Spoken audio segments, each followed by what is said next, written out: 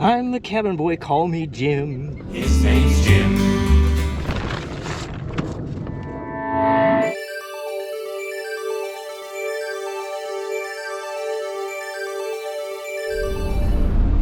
Hi ho, King of the Vlog here. Welcome back to something wrench time. You're not trekking. I got a free wooden boat from my friend Ed. It's in the process of moving, needed a new home for it, and we brought her back to the shop, and we're gonna get her all fixed up and ready to go for a little bit of spring and summer sailing out on the Severn River here in Annapolis, Maryland. So we got a little bit of wood repair to do, some paint to do, and a little bit of rigging to do, and we will be ready to go. So this video is not going to end until we get Whimsy back on the water. Not going to be today. There's a little bit of weather coming in today, so but through the magic of video editing, it's going to be the same video. Let's get into it.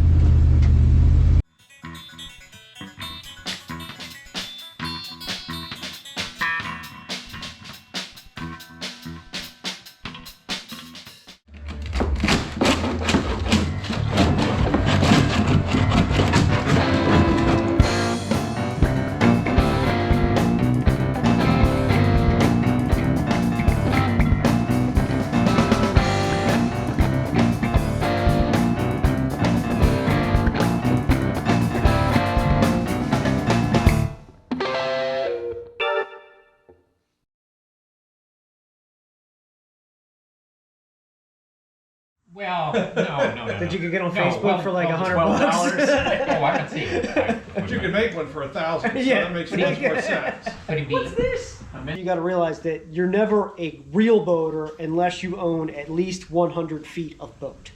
Oh. Now, it doesn't need to be a 100-foot boat. It can be any I see, number but, of boats I that never- total up to I didn't 100 think feet. about that. But you're not a real boater until you own 100 feet of boat. But he's starting out unusually with a wooden boat for his first boat. That's true. And nowadays, that's a really unusual thing. That's an aggressive move. I understand outboards have gotten pretty high-powered, and you can get V8s. So yeah, V8, you can get V12s. And I said, oh yeah, really? They're making Yeah. some huge Yeah. outboards these days. And so I said, oh, they must be getting up there in the $20,000 range.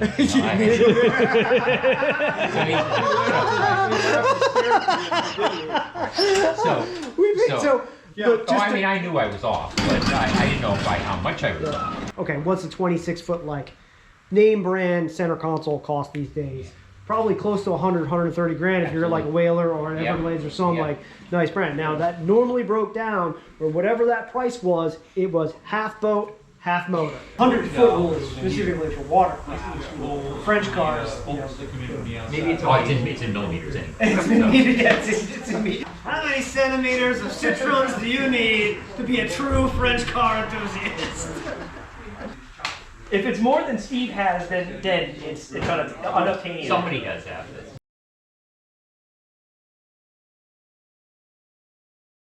They also, if you go back on a total boat, you can get colloidal silica, which is just the powder filler.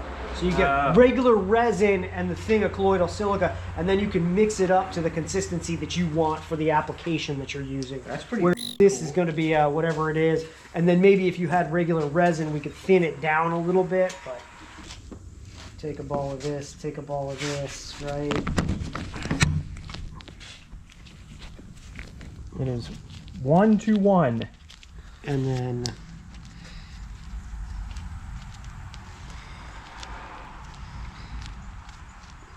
mix it together.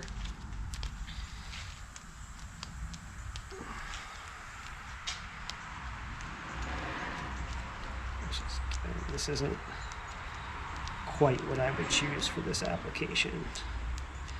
But with that said, like I'm saying, get a regular resin kit that's just regular resin and the powdered filler to make like a peanut butter like consistency, because that's going to be able to spread on much thinner. Because I'm afraid what we're going to do here is like, how do you thin this out? Like if you were trying to plug a big hole, this would be great. But if we're trying to like fair this in, Yeah. you know, I'm not sure what they intended this to do. Besides plug big holes. What about for this or? Again, see, I would use something much more liquid for this, because like I was saying, I was like, what you want to do is maybe use some blue tape, right? And like build a wall on either side and get some like fairly runny resin to sit on top of this and like pull down. And then after it cures a little bit, you pull the tape off and then you can sand it back to the shape that you want. You know Interesting. what I mean? Yeah. As it hardens, of course. This is definitely designed to be much more of a wood filler, not like a fairing compound. You know what I mean? I do.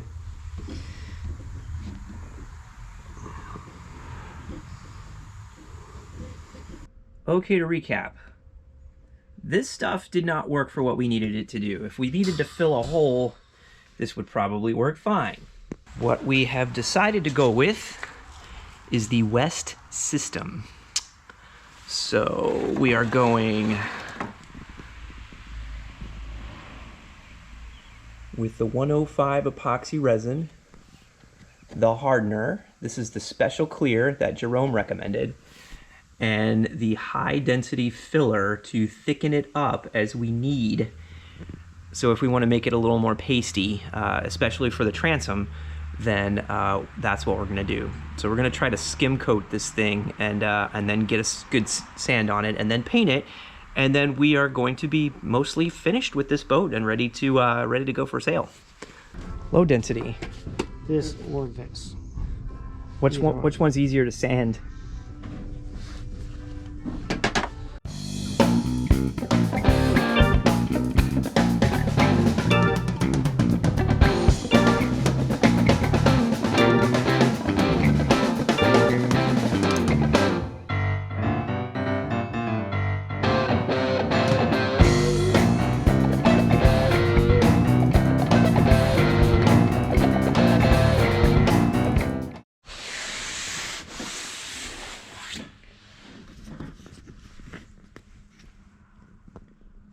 Okay, all sealed up. Now we got to get it sanded and painted and out of here because we've got Radwood season here happening. We got to get some cars ready to go. So let's get back into it.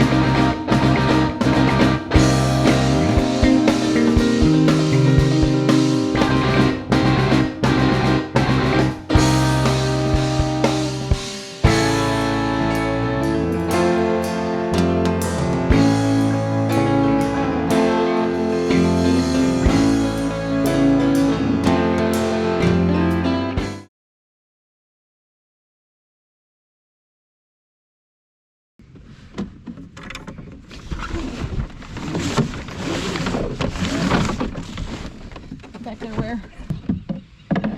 See a little hook with an eye on it back there?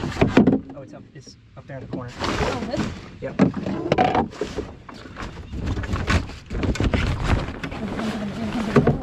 Say again?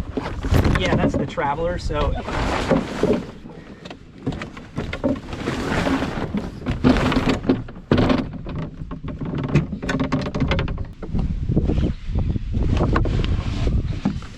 Okay, here we go.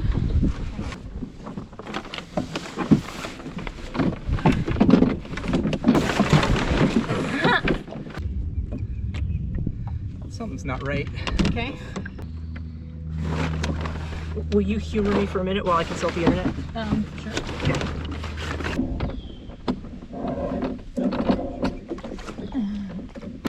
Okay, we got all the boat parts back. I think we should dock Yeah, I think you're right. if we can. Yeah, that'll be another challenge. Okay.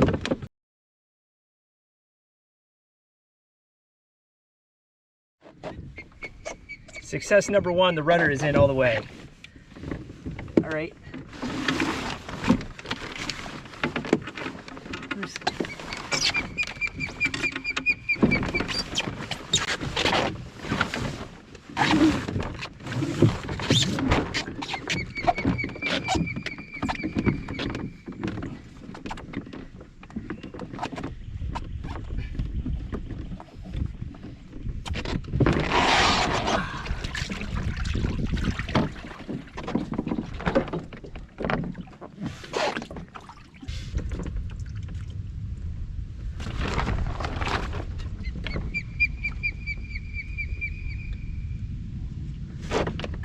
mean, I'm technically sailing.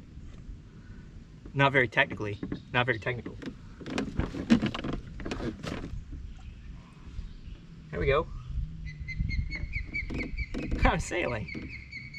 All right, folks, that's it. Whimsy's on the water. It is the 4th of July. Happy 4th, everyone. Hey, thanks for watching. Whimsy is back on the water. I am sailing for the first time in years, as you can probably tell. But we're moving.